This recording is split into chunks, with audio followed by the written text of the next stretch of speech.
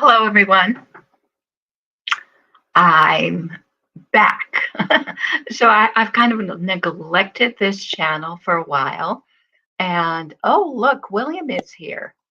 I did a portrait of William. Oh, William, I did a portrait of you. Wasn't that good enough? Did you like my portrait of you? Um, so for a while there, I was painting really big, beautiful um, acrylic paintings. And in fact, I used to call this channel the acrylic channel. It was fine. Okay, William, tell me what was not so good about it because tonight I am willing to take some criticism. My idea about what I'm going to do in the next few in the next 12 months, I'm planning to get better. And you can't get better without hearing some criticism. And I am now open to criticism. What do you think I could have done better? Maybe I'll do it again next time better. Okay. So, anyway, for a while there, I was painting these really big acrylic paintings. And I was pretty happy with them. And then, around 2019, I thought if I just devote myself a little bit more, I know I have some deficits in painting. If I just devote myself a little bit more and do it, like maybe paint one thing a week or something like that, maybe I'll get better. So here's an example. It's a caricature. It's a political caricature, and let's see if you recognize who the people are. Um, anyway, I had some criticism on this one saying, well, it doesn't really look like Trump and Hillary and Clinton and Melania, but this is kind of a caricature. So maybe it's not supposed to look exactly like them. Okay. William says, I don't have any criticism. It's hard to draw. When I was in middle school, art was my least favorite subject, along with math. Okay. I can understand that. See, here's my problem. It was actually one of my favorite subjects, and the other was literature, and Bible, and all sorts of things. History. I liked all of those. Languages. I like all those things. And I used to write poetry. And when I wrote poetry, of course, it scanned and it rhymed. But that wasn't what determined whether it was the best poem or not. It also is about the content. And I feel that way about my paintings as well. Yeah, some of them have obvious blemishes in terms of, okay, that just doesn't look right. Maybe maybe it's a matter of the angle at which I was looking at things. Maybe it's the perspective that is wrong, that doesn't look you know, quite right. This is by the way is a painting that I did from a black and white photo. Of course, it was a much smaller photo of this is my grandmother here, my paternal grandmother Clara, and this is her brother who died young, and this is her sister who went to live in London. Okay, so is this a very good painting? Maybe not. What could be better about it? Well, as far as the colors are concerned, kind of had to imagine what those are, from my own imagination because it was black and white. As far as the facial features, I'm sure they could be improved upon. But there's something else about all of these paintings. I think they're a little bit too flat. There's not enough feeling of perspective or reality or something. Something is missing. And when I said, and you can look at this one and you can tell exactly what I mean. It's very flat. And I use this one for the electronic cover of F, a short story, which you can get on Kindle for 99 cents. And I think it's a pretty good story. But you have to admit, this painting, it represents a girl. It's kind of artistic. that is flat. And I thought that if I kept painting and painting and painting and painting, I would get better and I would improve. And the things that are not so great about my paintings would get better. But I don't think that really worked. And so I want to discuss with you why that didn't really work. For instance, on this painting, I actually got some criticism on this from my daughter. This is a former classmate of my daughter's, and she told me what I did wrong, that I originally gave her a much too high forehead. And based on that criticism, I think I actually was able to get this to be a really good likeness of the subject of this painting. So, you know, and I have other people who are trying to be super supportive who never give me any criticism at all, and that doesn't help. So, actually, when my daughter was more critical of this painting got better. And I kind of do need some critical feedback. I can't always be, oh, I really liked your painting. Um, of course, I really like my paintings, but that's not surprising. I painted them, and sometimes the same way that a mother will love her child no matter what. I tend to love my paintings. I love the way that they look. I even thought I got a little bit of depth on this one. I was in a period when I was doing family groups. So, the one that I showed you of my grandmother and her two siblings. And this is one of Julia and her two siblings. And I thought I did really well on it. But when you look at it a little bit more carefully, you can see that it really does bear improvement. And maybe I didn't get the lighting quite right. And maybe there are too many highlights and not enough shadows and so on and so forth. But during that same period, I also did this sibling group, and I thought it was pretty good.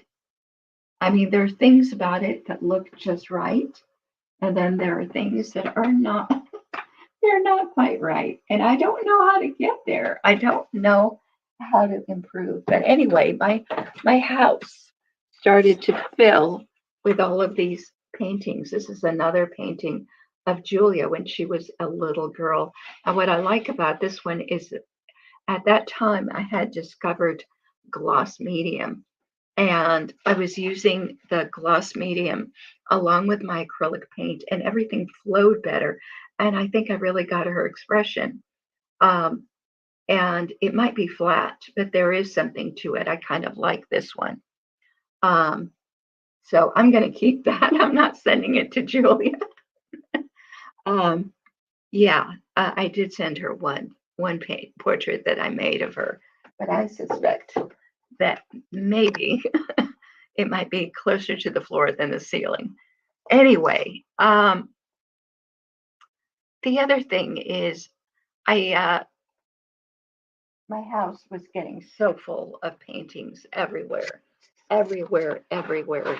Another painting and another painting and another painting. This was the one I wanted to use to say that we shouldn't have to wear masks. What if you never saw a young woman with her face unmasked again? This was in 2020. I was very concerned about that.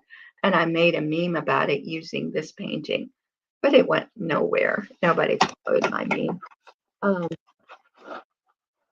This is early on when Julia and I were painting together, and she did a wonderful painting of this lady from the Turkish harem and harem sultana, and this was my take on the subject. And this was a surreptitious painting of my daughter with her parrot, but I changed her hair color to orange because I thought maybe she wouldn't know that I painted her if I just changed the color. But she said she could see right through me and she knew that was a painting of her. Yeah, so I went through a period when I was really into uh, the Korean dramas, and especially, I really liked Mr. Sunshine, and this is a kind of an imaginative painting that I made based on that show. You might call it a fan art, and I think you can sort of see the likenesses of the people involved, especially of the gentleman, Mr. Sunshine himself. Um, but I just decided I had too many of these paintings all over my house. So after that, I started to paint in in little sketchbooks. Okay, so you know, this is Alexis. This is Julia. Um, this is Yang Haiying. But I started to feel that I wasn't making any real progress. And I complained about this to a friend, and she said, "Well, I think you've made some progress." And I said, "Well, I don't see it. My paintings still have the same basic problems with them that they had when I started out. I've painted a lot more. Maybe I have some technique down a little bit better, but they still look like these kind of lopsided paintings that I make that are not like other people's paintings, which are somehow more professional." And I thought that if I devoted like 3 years to painting every week a new painting, that this would be corrected. It was not corrected. And after a while, I had to stop doing this because I was teaching full time and I just didn't have that time anymore. So, uh, right now, I do plan to go back to painting, but I'm thinking that instead of a single, a painting every week, maybe I should work on a large painting um, and take 12 months on it and see how good I could get.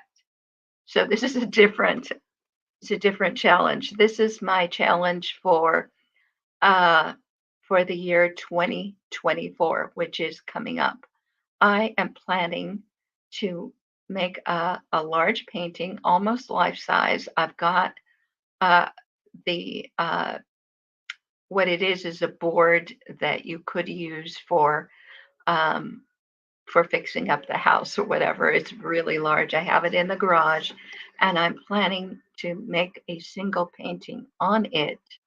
And I may never bring that painting into the house or anything like that. If I don't like it, I can paint over it the next year. I can take a very good picture of it, and so it can be preserved without necessarily staying that painting forever. Anyway, that's what I'm thinking. I'm thinking that I will take it slow this time instead of doing the quick thing that I was doing before, where you could see me, just in a few hours creating a painting. I'm going to take my time. And if I don't make much progress in any given week, I'm not going to be sad about it. I'm going to have an idea of what it is that I want it to look like, and I will not stop until it looks exactly like what I want it to be. But, since I have you guys over here, yes, the dogs are barking. I have not yet put them to bed, William. I will bring them in after the show. Okay? Yeah, I usually bring my dogs in around 9 o'clock for the night. And if I bring them in too early, that will be a disaster. So, and each of them has his own place. Anyway, I wish all of you a wonderful, wonderful new year. And I hope that 2024 will be good for you. Well, Bo's already in bed. Bo had a very nice dinner, William. Hug. Yeah, I understand. Bo has already gone to bed, and I've already wished him a happy new year. He had a wonderful dinner of Cornish hen, sweet potato, and a pie, a cranberry pie for dessert. So he's very happy. He was so excited about dinner. Anyway, what I wanted to talk about is how we should be nice to ourselves, but still evaluate our art and not just keep patting ourselves on the back for the things that we have done. And this is a really hard balance to make. I want my art to be meaningful. And I know some people will say things like, I don't understand why art has to be meaningful. It could just be pretty. Okay. Yeah. There is a movement to say that, anything that's decorative is art. And of course, with the abstracts, a lot of times the abstracts are beautiful in the sense that just the same way that I like the color of this sweater. You can say, is this a work of art? Well, I love this color. I think it's beautiful, but it's not art. And I've also seen patterns. I love, you can go to the store and look at cloth, and there are beautiful patterns on the cloth. And, it's beautiful, but it's not art. It's decoration. I love decorations. Um, I love anything beautiful and shiny. And um, so there's a lot that can make us happy, and there's a lot that we can see as beautiful. But to me, it's not really art unless it says something. Um, Not really good art. And so the other thing that I was told, you're never going to be one of the great masters. So why don't you just do your art the way you do it? And the thing is, I don't need to be one of the great masters. That's not my problem. I don't even aspire to that. Okay. I've done so many other things with my life that that isn't what I'm looking to be. Um, And I'm not one of those art snobs who thinks that unless it's in a museum from hundreds of years ago, it's not really art. But I do think it needs to tell a story. And just to let you know what it is that I think is art, let me just put these away. And I'll show you a piece of art that I like that I didn't make myself because clearly I'm biased when it comes to myself. I might be biased when it comes to other people too, because everybody's got their own taste and their own things that they like. But this is something that I find beautiful. It's so beautiful that I cut it out from the American Bar Journal years ago and I framed it and I hung it in my law office. And it's a picture of Hester Prynne. And I could tell it was Hester Prynne right away, even before I read the ad copy that went with it. Um, and it was an ad for Lexus or Nexus or whatever. It was the legal search. Yeah, uh, it was something rather primitive back in the 1980s that lawyers could use to search up cases. And they said if your search method is not ours, it might be as primitive as the Puritans' idea of the letter of the law. And here's the picture of Hester Prynne.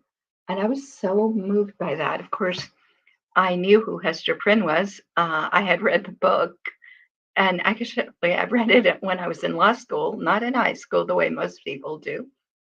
And I, I thought this is a beautiful piece of art. I don't care if it's just a picture in a magazine. And I cut it out and I framed it and I hung it up in my office. But what I'm trying to tell you is This is my idea of what good art is. You see it and you recognize that it tells a story. So you can tell that I'm into narrative art. Um, a lot of my pieces are narrative. I love portraits. And what I think is that it doesn't make sense not to have any kind of standards. It's not necessarily that your standards have to be that your painting should be just like a photograph. I'm not looking to make something hyper realistic. In fact, this painting is not hyper realistic.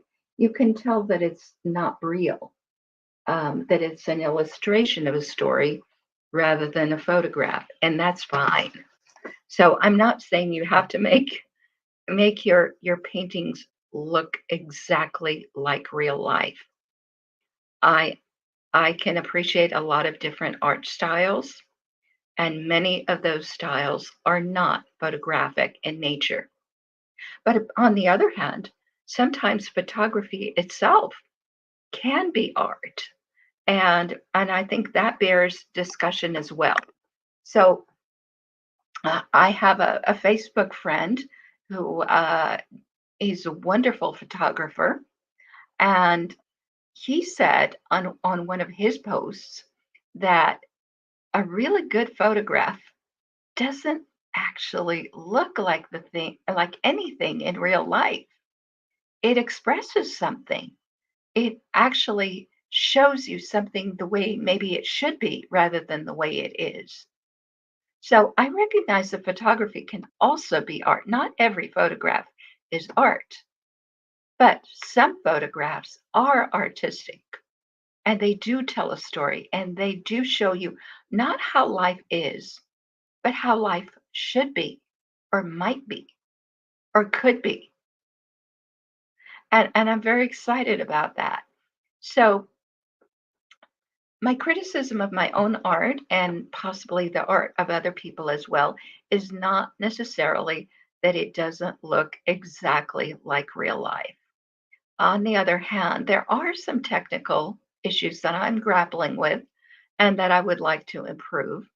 I would like my perspective to be better. And the other thing that I would like is when I draw a person, I wish their eyes were not, lopsided. In this painting, um, they have the eyes looking just right, even though it's in a weird kind of perspective.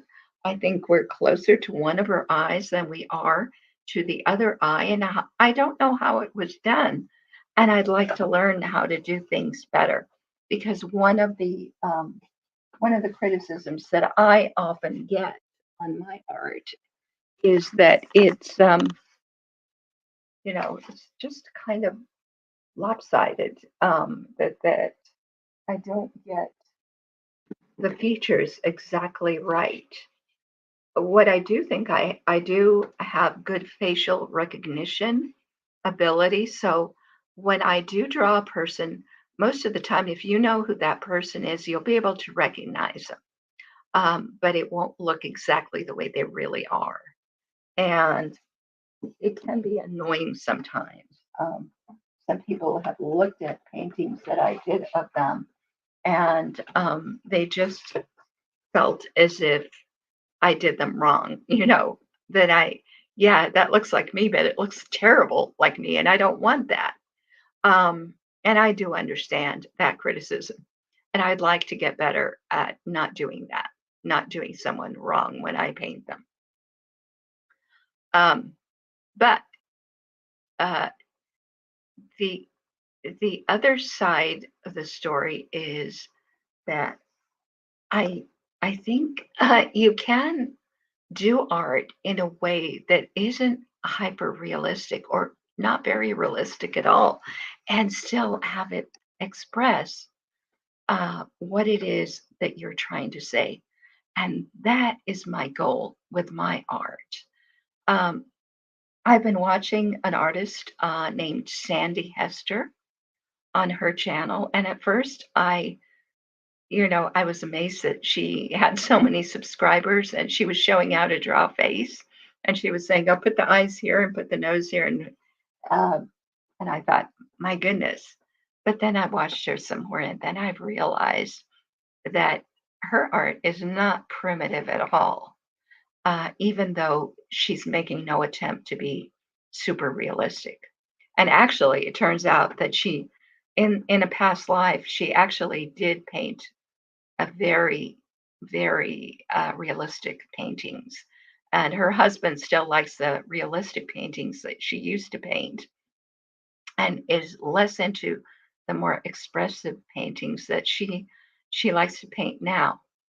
So there is something about the idea of what is the minimal amount of detail that you could put in and still get across what it is you're trying to say. And again, that only works if you actually are trying to say something. So I'm not talking about, um, just patterns of colors, which can be pretty and can be decorative. And I've seen what looks like modern art displayed in various offices and shopping malls and airports. And I can understand that maybe they're happier that it doesn't look like anything, it's just colors, because then nobody can tell them they have to take it down because the message in the painting is wrong. It's kind of like a Rorschach test. Anybody can look at those splotches and see whatever they want to. And nobody gets in trouble for having hung up a portrait of somebody like a Civil War general or something. But that's not what I'm looking for in art, not in my own art, and not in the art that I would hang up, by somebody else. So, uh, what I'm looking for is something that moves me, that makes me happy. It doesn't have to be the prettiest thing. It doesn't always have to have the prettiest colors. um, and so it's not exactly beauty, but it is the idea that life can be beautiful. And I see that in Sandy Hester's paintings. I do recommend that you watch some of her videos, and she will go out and with her sketchbooks and she will paint something like a scene at a lake, and that she'll add figures in, animals and people. And sometimes her people are not the right size. They're just, they don't quite fit the background. In other words, it's like you took a big doll and you put it into a little doll house, that kind of thing, where it just doesn't belong. And yet, even when she's doing portraits of herself and is not doing it realistically, you can recognize her. Um, and you can recognize other people in her art. And that's actually one of my interests. How can you do that with the least amount of labor in the cleverest way? How can you represent something? So those are the issues with art that I'm most interested in. It's not necessarily that I'm looking for hyper realism, because after all, if we really wanted that, we could just take a photograph. And I'm not looking for, copying a particular style. If we wanted to do that, AI can do that for us. Um, I want to use my own style and my own ideas and to create something that tells a story, and that shares with the world something that I can't say in words. If I wanted to write a poem, I could write a poem. If I wanted to write a story, I could write a story. I've done those things. And if I want to paint something, I want to be able to express with colors, with shapes, something that I could never get across just with a written word. And that is the goal of my art. That's what I want. And that is what I want to have happen in the coming year, in 2024. So I'm still into narrative paintings. I'm still into acrylic painting. You know, I was dabbling in watercolor for a while there, but I think that I'm going to be doing this in acrylics. It's going to be one giant painting. I will be sharing something from my painting process on that giant painting, uh, maybe once a week on this channel. And that's how I intend to tackle my art in 2024. So, if there's no further discussion, anybody else have any questions or anything that they'd like to add, then I will just play my outro. And I wish you all a wonderful new year and hope to see you here again, sharing my art with you. And you can also share your art philosophy with me. Thank you so much.